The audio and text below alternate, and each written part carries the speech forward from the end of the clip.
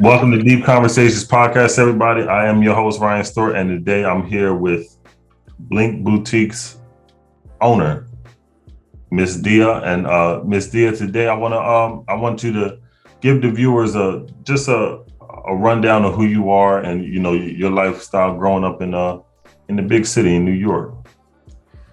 Hi, I'm Dia, as you said. I'm the owner of Blink Boutique. What it's like growing up? Well, growing up, I was originally from Jamaica. Came here when I was like 10 years old. And because I came young, I adapt really easily. And I had like cousins and family members that could help, let you fit in and stuff like that. But I was always into fashion. I don't know if you go by signs or zodiac signs. They said I'm a Libra, so we love fashion and nice things. Yeah. So growing up, I grew up in Brooklyn. I've been here since I've been in America. Went to junior high, elementary, junior high, high school, college, graduate. Actually went to school for TV radio in college. Yes, I was really into TV radio. I don't like to talk about this, but back in the days, I'm not sure if you're familiar with BCAT. How old are you? Are you familiar? 37. Yeah, so all right. So we were in the same age. If you're familiar with BCAT, I used to host a show called Flex in Brooklyn.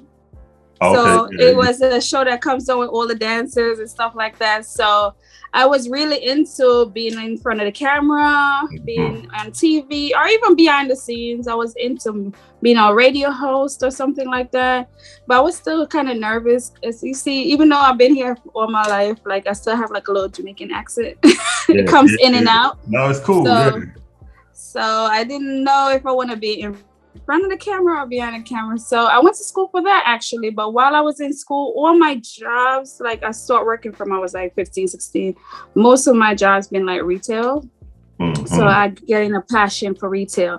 And it's just something that comes natural to me. So I started working in like, retail stores. And like one of my major pushed me to more into fashion is I started working for a streetwear store. And while I was working there, I become close with the owners and managers. I started doing like their windows. I just took the initiative to say, okay, I don't like how the window look. I used to just go and do it. Yeah. So I started being a visual there. Then I started doing buying. They started taking me to buy with them to order the stuff for the store. So then I started traveling, doing buying like for all the trade shows. I'm not sure if you're familiar with like Magic and those shows. It's like big trade shows that goes on in Vegas and stuff like that. So I stopped doing buying. While I'm doing buying, I was doing a little styling on the side as well. But I was mainly into menswear. And then I transitioned into like doing other little side projects within the fashion world. I did fashion shows, a little this and this, that. So that's how I get my little break into fashion, I could say. Because I've been around it almost all my life and just learning from others around me, stuff like that. That's how I get into fashion. Now, what is it about being a fashion designer that you do love? I want to say I'm a designer. I see it, I buy it. I'm more of the art side. So I'm more of the buying. So Blink Boutique, I started with my partner, actually one of the owners that I used to buy for. The store's closed, business thing, we was all doing our own thing. And I had mentioned to him about doing women's, like women ready to wear fashion, because when we go to the shows, we'll see the stuff. So we reached out and we decided to partner up to open Blink Boutique, which was 2012. We opened the first location.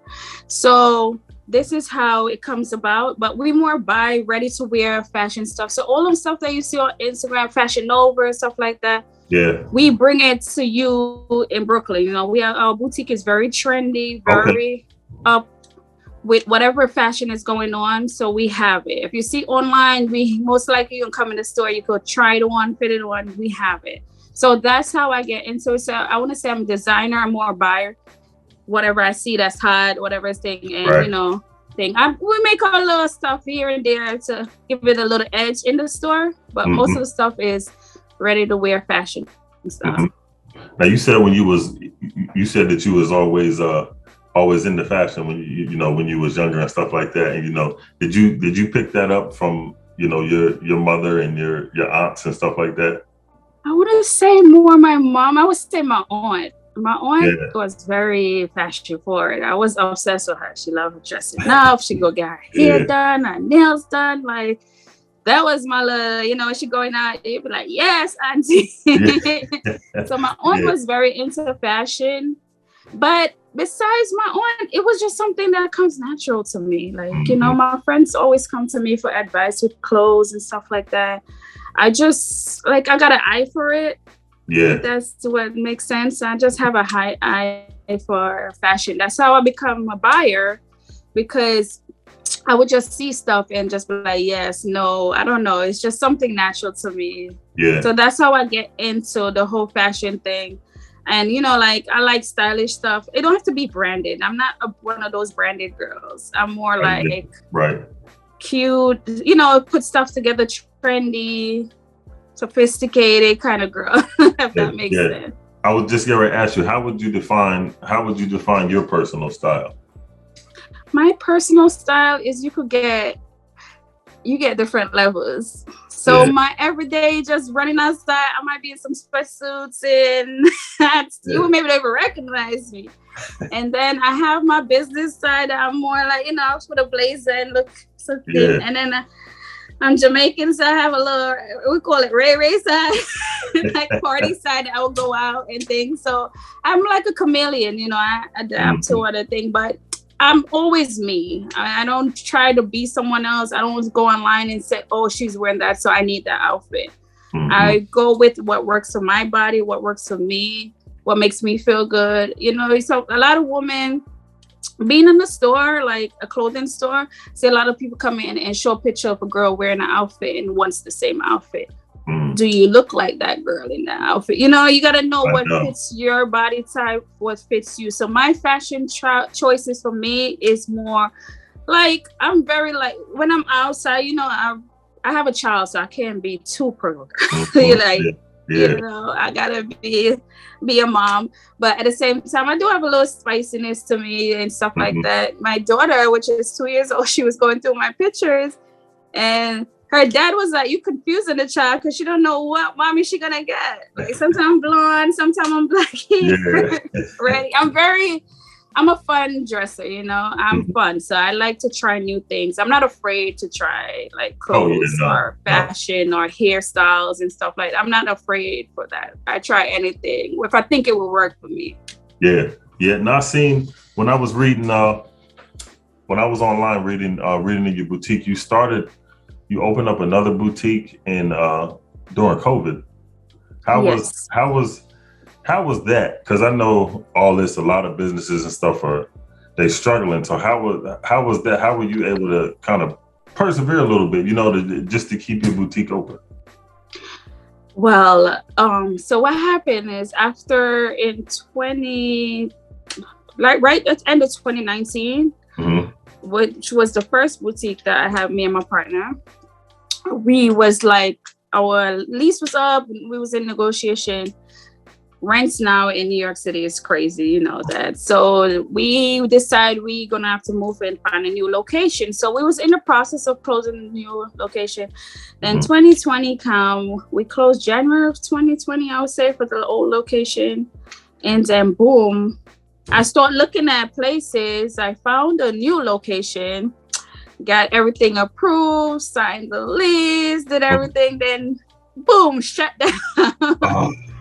Shut down, COVID. So mind you, I literally just had my baby at the same time too. So I'm a new mom, I got signed the lease, found a place. So I'm like, nerves is kicking in because I'm like, with COVID, I know everything goes through a phase and pass, but the way it was so crazy, like what I'm gonna do, because I just invest like all my money into this new location and then to start to find goods. And then it's hard to find goods because everything was on shutdown. So, when stuff started to pick back up and I opened gradually, I just started doing, as I said, I've been doing this. I started buying stuff, and then we have most of the products or the fixtures and stuff. So it was kind of easy to transition because I had most of the fixtures from the old location. So I transfer it and fix the store, take a time. My dad came and helped. Shout out to my dad. Yeah, everybody came and helped me with the store. I have my friend Aaron, so he was a big help. You know, my boyfriend, my baby father was a big help. So I have family behind me, but it was very hard and stressful because you don't know what direction these people gonna be shopping. It doesn't make sense to open, where they're gonna go. But honestly, it was the best decision for me because it's the first time I feel that independence. I'm like, you could do this, you're gonna do this, and then you're doing it on your own. So now it's like the responsibility is on. I have a kid now, so it's like you got to do this, you know. Yeah. So when we did open, we opened July 1st of 2020 actually. So it was kind of a quick transition. It was still shut down, but people were still going out, and honestly, people were shopping. People were shopping because because it's like once they get a little freedom, they were shopping to go out. So. Yeah. Business was okay when we opened. I was surprised because I was very, very nervous about it. But like, you know, I pray about it and I say, you know, and it works out. So we've been open from July 1st of 2020. Our new location, which is on Nostrand, 1433 Nostrand between Church and Martins. And that's our only location right now. And honestly, it's been doing okay. Like we have its ups and downs, its down days, you know, but we had a big following, especially we promote a lot on social media. We have a website, blinkbk.com.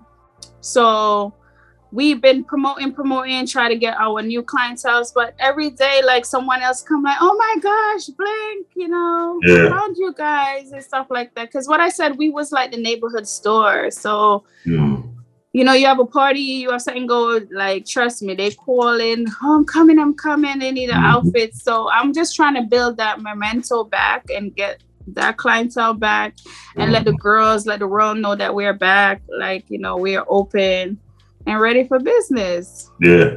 What did you learn about yourself since you opened Blink Boutique? I learned that I have patience. I learned I have patience. I learned that nothing comes overnight. It takes time. It's a lot of hard work. Because as I said, I've been in the business for a while, but it's the first time actually like dealing with everything, you know, hands-on as an owner. So I learned that you just got to take your time. You just got to put your mind to it. And, you know, once you put in, you will receive back. You know, you got to put in hard work. Like, sometimes you might have a long, stressful day. Sometimes I get to the store from 11 and I'm not leaving till 9:30, 10 o'clock. But and then you know, so it's a lot of work. But I feel like once you put your mind to it and do what's passionate to you and stuff like that. I love clothes. I always dreamed of having my own store, you know. So this is like a dream, a blessing come through. So I'm so happy for that. But what I learned is that you just gotta have patience and know that you could do it. Push yourself to do it. Because there's times I doubt myself. I'm like, what am I doing? And stuff like that. But as I said, I have a good support team. Like my sister is like my right hand in the store, manager, boss, everything. So I have a good support team with that. And even the owner that I used to work with, he still helps me out in the background. So I've learned to just, you know, keep pushing and be strong. And as you said, put your mind to whatever you want to do, you know, just keep going for it. Yeah. That's true because me and my wife, I want to say maybe last year, like the beginning of last year, we had started like a online clothing company called Black Diamond. But we started it and it started off pretty good, but the thing I think we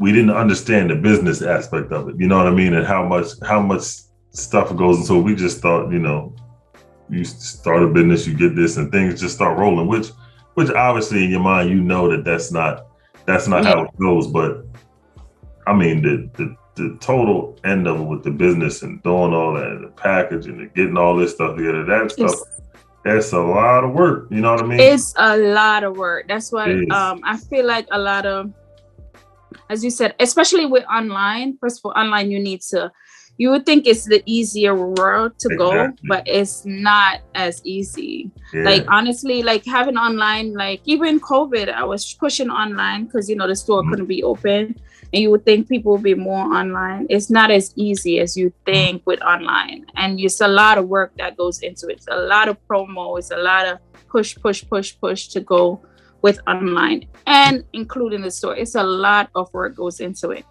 You have to put a lot into. So it's like, okay, you might have a good week this week.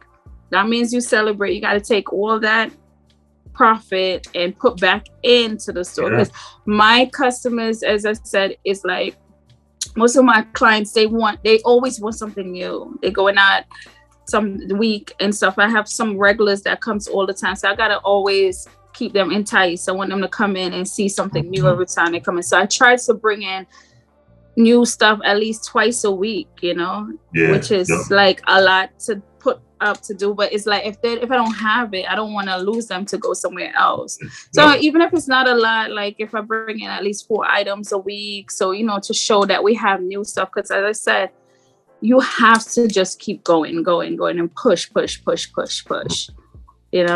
So it's not easy. I'm not gonna sit here and say, okay, once you get it, it's taking, and it's a lot that goes behind the scene. You gotta make sure your taxes is done properly. You do not want Uncle Sam, because they could just come and take everything. You gotta make sure your rent is taken care of, your books are taken care of, the manufacturers are being paid. It's a lot that goes into it. It's a lot. But in the end, it's a beautiful outcome with perseverance. And just, if you continue and get in the right way and just have a good attitude, Your clients feed off your attitude too. So your store got to be a positive. When you come in, it's got to be positive. It's got to be welcoming. So once you have that.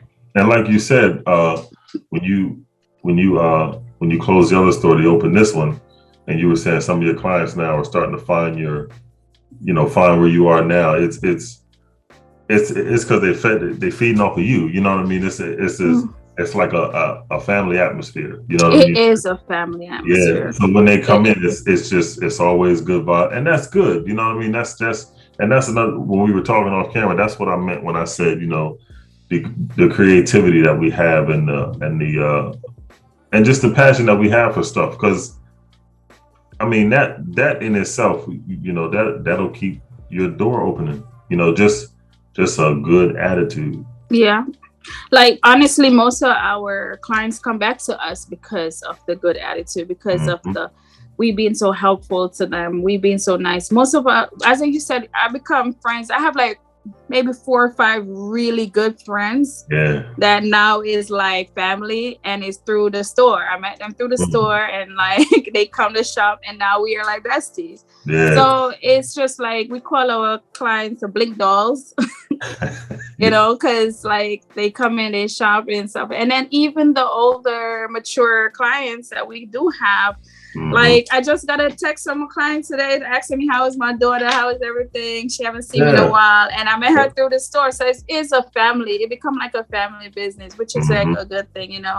We always try to like influence them to shop. We give them discounts. Some of them have a discount card that they carry. So every time they shop, they get like up to start from like 10% up to 30% off. Like that's our loyal clients that get that. So we, it's like a bond, like that most of them that comes in the store. Now, what is it?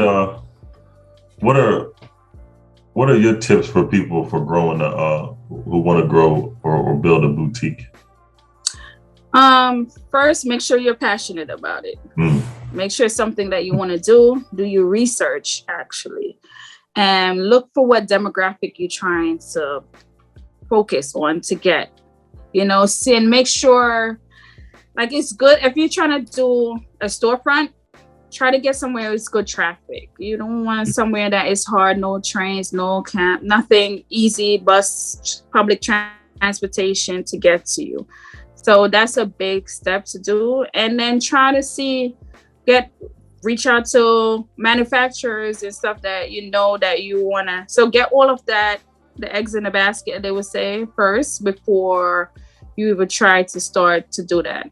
That's what you got to do. Make sure you could budget, like your rent is good, your overhead is good. So you don't put yourself in a stressful situation. You know, business goes up and down. And once you get into it, you know, when it's like your peak season and your lower season, you know, so you know what's your peak and your low. So you will work with that. But something you gotta be passionate for, because this could be a lot. It could be a lot. It's a wonderful thing, but at the same time, it could be a lot to take on. So you gotta make sure it's something that you really want to do or something you're into. Because once you're into it, it's gonna become like nothing to you. You know what I'm saying? You're not gonna see the work. You're not gonna feel the pressure. You're not gonna feel the pain because it's something you're doing, that you're building, that you love doing. It's like a hairstylist. You be seeing them doing crazy hairstyle. You be like, how the hell she did it? But something she loved doing, and she loved the outcome. She likes to see her clients beautiful. So she, you know, so that's how it is. It's like, it takes time, but once you know that's what you want to do, it's gonna come like nothing to you. Mm-hmm. Now, what's next for you? What do you want to coming in the 2022 and going forward? What's some goals for you? My goal is, because as much as we've been around, as I said, we opened in 2012, the Blink, but this one is like my baby now.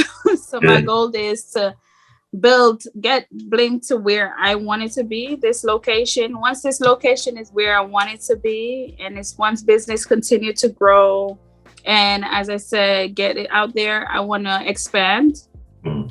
I want to do other projects. I want to do, I want to do another store. We used to sell shoes prior before, but right now we're just clothing and accessories. So I want to get back into selling shoes too. I need another location because this location is not as big as the first one. Right. So I really want to do that. I just want to put myself out there. I want to get an event space. No, that'll be dope. Yeah, because honestly, I like the feeling of an entrepreneur. Like even though I've been working for other people, I feel like I still was working for myself because the freedom of the way my job was set up. Yeah. So I still had so much freedom. So I want to continue that lifestyle of the same time. Is like I make my own rules. I do my own thing, So I definitely wanted to. My goal is to have an event space. My shoe store. Oh yeah. Oh, you doing shoes? You want to do shoes too? Yeah, I want to do a shoe store. Definitely want to do a shoe store. It's a big. I'm missing out a lot not having shoes because we used to sell shoes at our last location. So I want to get back into that. And honestly, it's not much good shoe store around in Brooklyn right now. See, I'm down here. I'm down in Delaware, and there's. Oh, you in Delaware? Oh, maybe I should come to Delaware. Delaware. Start bringing some stuff down here, and because it's Delaware's. We're trying to build everything up and get everything together now, but I feel like Delaware kind of doesn't move until Philly does something, and then Delaware move, but Philly don't move until New York do something. You know what I mean? Or Baltimore do something. So, but New York is the big, Okay. big city. I mean, New York always been the faster upbeat, go through. Then once we have it, then the other states pick up after the fact. Yeah. So we know that we are faster in it. So I mean, a lot of people be like, you need to move to Atlanta to open a store here and there, which is true. Like I feel like we'll do really well because what we carry is such for like it's what's in right now. It's what the girls are wearing. It's what all over social media. So we have what they're looking for. So, I mean, and it's something to look into, but I definitely want to do shoes for sure. Because I get every day someone come, you don't carry shoes anymore. You don't carry shoes anymore. But with shoes, you got to, that's a dedication that you got to really put a lot into. So that's my next step, to get another location. Once this store is on point and stuff, to get another location, get that together, open an event space, just keep building and building. I want to leave a legacy for my daughter. No, that is it's because when I started this podcast last year, I didn't know when I first started, I didn't know where I wanted to go with it, different kind of topics and stuff like that. But as time was going on and different people, that I would talk to and stuff like that and get ideas, it's starting to, you kind of start to see different things that you can do and have, more ideas as you get more into it. So it's like, it starts to, your mind starts to see some things. It's like, I can do some things. I can start leaving some things for my kids and, it's true. Do different things. Yeah, it is.